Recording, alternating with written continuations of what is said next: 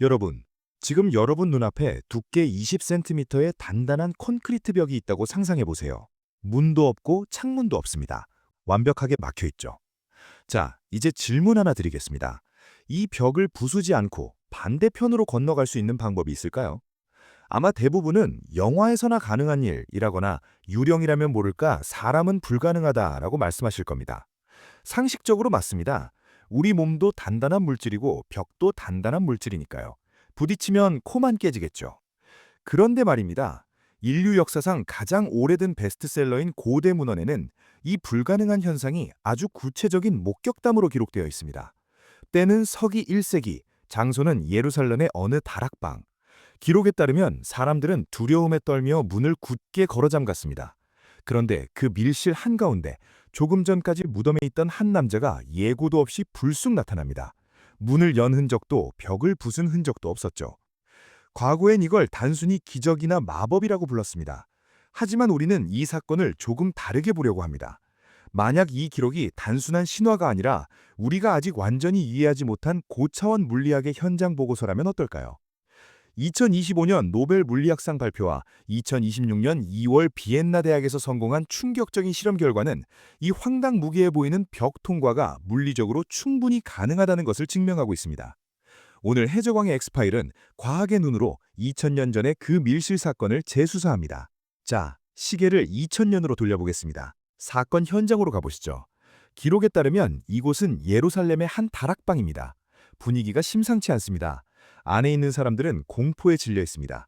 혹시라도 누군가 들이닥칠까봐 문이란 문은 모조리 걸어 잠갔죠. 창문도 닫혀 있고 입구도 봉쇄된 완벽한 밀실 상태입니다. 그런데 바로 그 순간 닫힌 문을 열지도 않고 누군가 방 한가운데 쓱 나타납니다. 바로 3일 전 처형당했던 예수가 살아 돌아온 거죠. 자, 여기서 종교적인 감동은 잠시 접어두겠습니다. 우리는 철저하게 이성적인 탐정의 눈으로 이걸 봐야 합니다. 이 상황, 논리적으로 말이 될까요? 보통 사람이라면 문을 두드리거나 아니면 문을 부수고 들어왔어야 합니다. 하지만 기록은 분명히 말합니다. 문들이 닫혔는데 그가 들어왔다고요. 상식적으로 생각해보죠. 제 몸도 고체고 저 벽도 고체입니다. 고체와 고체가 만나면 어떻게 되죠? 쿵 하고 부딪힙니다. 이게 정상입니다. 그런데 물리학자들은 아주 재미있는 사실 하나를 알려줍니다.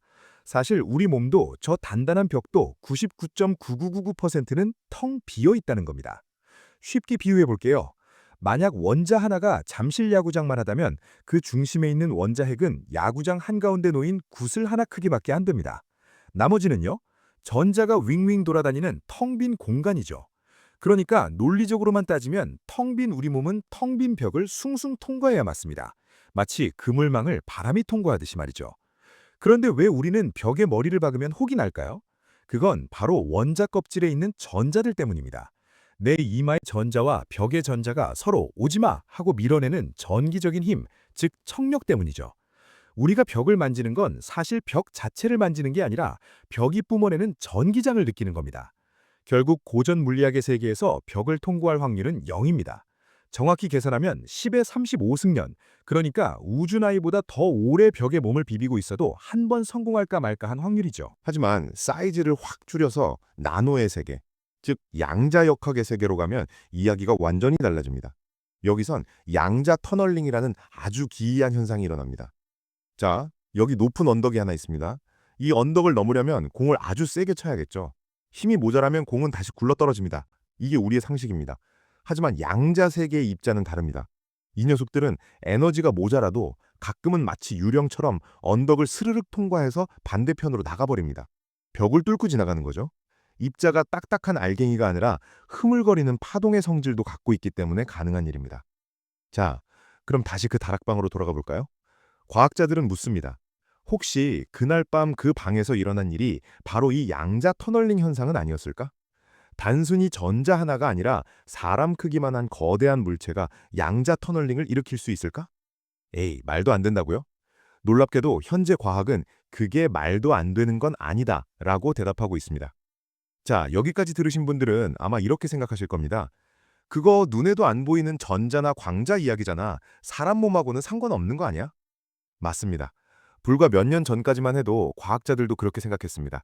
양자역학은 미시세계, 즉 아주 작은 세상에서나 통하는 법칙이라고요. 그런데 말입니다. 이 상식이 2025년과 2026년 아주 산산조각이 났습니다.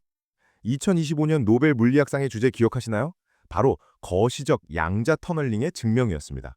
쉽게 말해 눈에 보일 정도로 큰 덩어리도 조건만 맞으면 벽을 뚫고 지나갈 수 있다는 걸 증명한 겁니다. 그리고 2026년 2월 오스트리아 비엔나 대학 연구팀이 정말 놀라운 실험 결과를 내놓았습니다. 그들은 무려 원자 질량 단위 2만 5천이 넘는 거대 분자를 가지고 실험을 했습니다.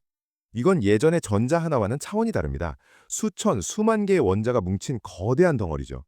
그런데 놀랍게도 이 거대한 덩어리가 마치 유령처럼 파동으로 변해서 장애물을 통과해버렸습니다.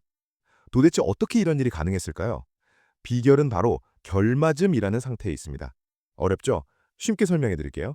보통 우리 몸을 이루는 원자들은 시장통 사람들처럼 제멋대로 움직입니다. 서로 부딪히고 밀치느라 정신이 없죠. 이 상태에선 벽을 만나면 쾅 하고 부딪힙니다. 하지만 온도를 절대 영도에 가깝게 확 낮추거나 특수한 조건을 만들면 이 원자들이 갑자기 군대 사열식처럼 똑같이 움직이기 시작합니다. 마치 수조 개의 원자가 하나의 거대한 파동처럼 행동하는 거죠. 이걸 보스-아인슈타인 응축 상태라고도 하는데 이때 물질은 고체도 액체도 아닌 제3의 상태, 즉 벽을 스르륵 통과할 수 있는 상태가 됩니다. 자, 다시 성경 속 그 다락방으로 가볼까요? 만약 그날 밤 나타난 존재가 자신의 몸을 구성하는 7천조 곱하기 7천조 개의 원자들을 순식간에 이 결맞음 상태로 통제할 수 있었다면 어떨까요? 그렇다면 굳이 문을 열 필요가 없습니다.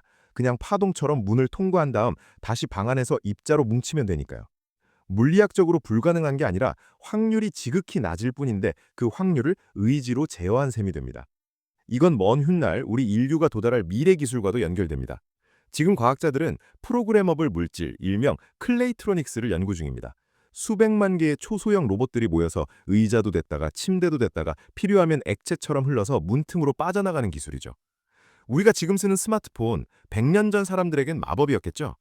지금 우리가 기적이라고 부르는 이 벽 통과 사건도 어쩌면 고도로 발달한 미래의 생명공학이나 물리학의 관점에서 보면 너무나도 당연한 물리 현상일지도 모릅니다. 현재의 과학은 이제 신화의 영역을 실험실로 가져오고 있습니다. 자, 이제 마지막 단계입니다. 양자 터널링도 물질 조작도 아니라면 아예 판을 뒤집는 설명이 하나 더 있습니다. 바로 차원의 문제입니다. 여러분, 종이 위에 사는 2차원 개미를 상상해 보세요. 이 개미 주위에 동그라미를 그립니다. 개미에겐 이 선이 완벽한 감옥입니다. 앞, 뒤, 좌우 어디로 가도 선에 막히죠.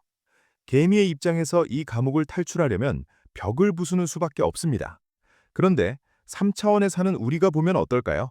너무 쉽습니다. 그냥 개미를 집어서 원 밖으로 옮겨주면 끝입니다. 벽을 부술 필요도 문을 열 필요도 없습니다. 위라는 새로운 공간을 이용하면 되니까요. 하지만 2차원 개미의 눈에는 어떻게 보일까요? 갑자기 자신이 감옥 안에서 사라졌다가 감옥 밖에서 짠 하고 나타나는 순간이동, 기적처럼 보일 겁니다. 다시 예루살렘의 다락방입니다. 우리는 3차원 공간에 살고 있습니다. 그래서 앞뒤 좌우 위아래가 막히면 갇혔다고 생각하죠. 하지만 만약 그 존재가 3차원보다 높은 4차원 공간을 자유자재로 드나들 수 있었다면 어떨까요? 우리 눈에 보이는 벽은 3차원의 벽입니다. 4차원 이상의 고차원 존재에게 이 3차원 벽은 그냥 바닥에 그어놓은 선 하나에 불과할지도 모릅니다. 그냥 넘어오면 되는 거죠.